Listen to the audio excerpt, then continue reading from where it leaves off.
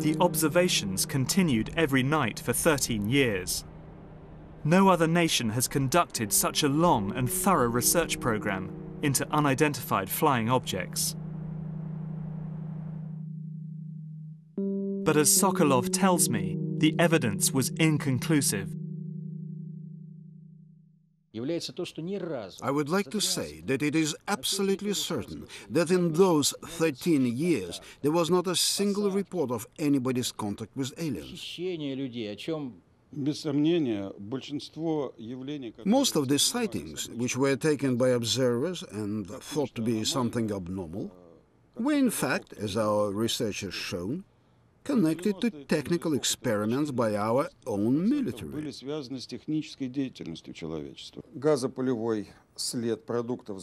And as Dr. Platov explains, even the Petrozavodsk incident, which led to Andropov's UFO surveillance operation, was nothing more than a secret missile launch. That the strange lights and jellyfish-shaped object was in reality the burning rocket engine and its exhaust plume. But not every sighting could be so easily dismissed.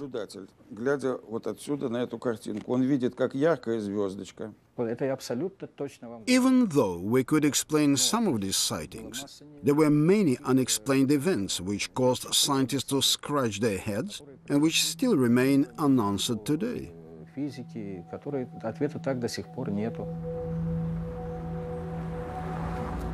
For some, these inexplicable sightings fueled concerns that the Americans were developing a radical piece of aerospace technology, something that behaved and looked like a UFO, that could fly undetected into Russian airspace.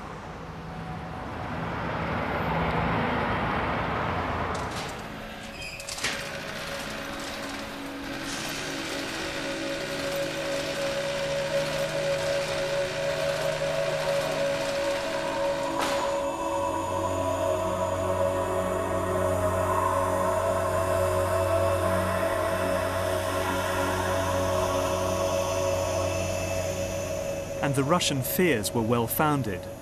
This is stealth, a quantum leap in aerospace technology.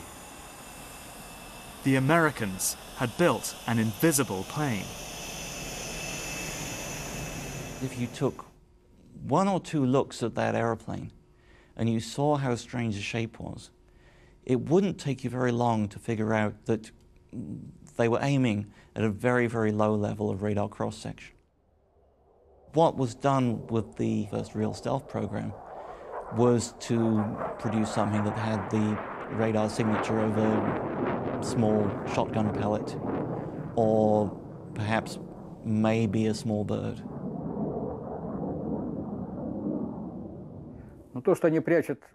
My view is that it was advantageous for the Americans to keep up this kind of hype regarding UFOs.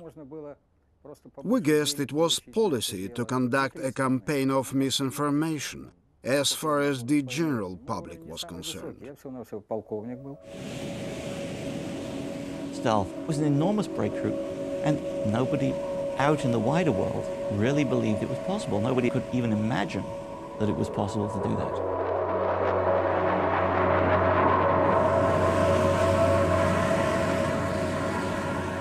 The Americans had won the technological race.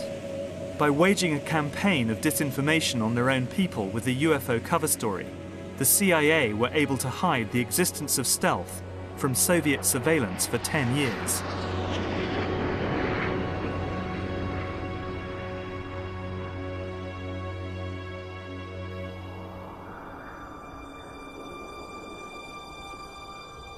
But stealth couldn't begin to explain the series of alleged alien encounters which were about to shock the American Southwest.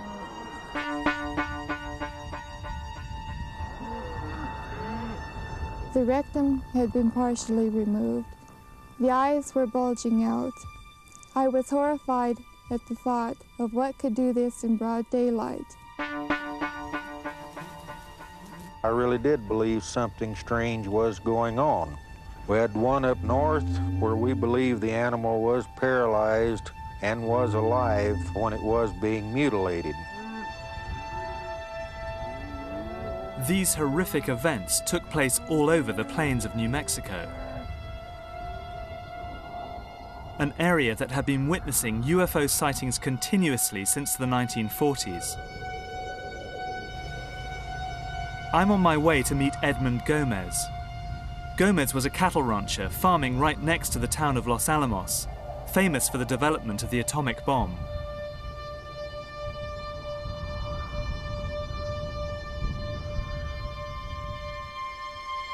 We met up and headed out to a desolate corner of his ranch.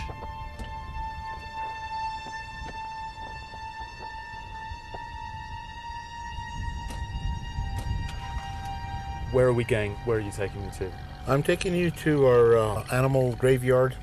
Normally we would bury carcasses that would die from disease or from natural causes, but during the cattle mutilations that we had, we never buried any of the animals, so in case we ever needed any body parts, you know, in the future, especially the bones. The mutilations themselves took place over quite a time period, didn't they? Yes, they on our ranches from 1976 through 1982, approximately. When you found a mutilated cow, typically what kind of wounds would you find on the animal? The rectum had been cored out, the lower lip had been removed, and the reproductive tract also had been removed. The organs that were removed precisely without spilling of any blood, and it was very, very neatly done. Many of the ranchers believed the cattle mutilations were the result of UFOs, that aliens were dissecting the animals for experimentation. Usually when you find an animal that dies of a disease or natural causes, the scavengers will attack the animal and attack the fleshy parts that they can, you know, that are easy to tear into. And this was not torn flesh. But for Gomez, there were other clues. We saw this light kind of flying over our pastures, and all of a sudden it kind of just came to a standstill. It looked like it was saucer-shaped, but had two decks, and had two sets of lights on it, flashing one on top and one down towards the bottom. You know, when you look at them, you know, you think, well, gosh, that looks like the typical flying saucer. When all of a sudden, the lights inside the cockpit of this vehicle went on, and when the lights went on, I could see the props of a chopper. And as Gomez tells me, he has his own theories about the fate of the targeted animals. They would put ropes or chains around the legs of the animal and lift them up and haul them off somewhere. Do their thing, come back, bring them back, and not lay them down, but drop them, because we found several animals that had broken legs, broken backs, broken hips, and so forth. And why dump the cow, you know, leave the carcass here? We felt that that whoever was doing this did it and brought it back and said, we're doing this and there's nothing you can do about it. There were a lot of consistencies with the way that they were harvesting these animals. For Edmund Gomez, there are many unanswered questions. He wants the cattle mutilations, which put him and his family out of the ranching business, reinvestigated to bring closure to the whole bizarre and sinister affair.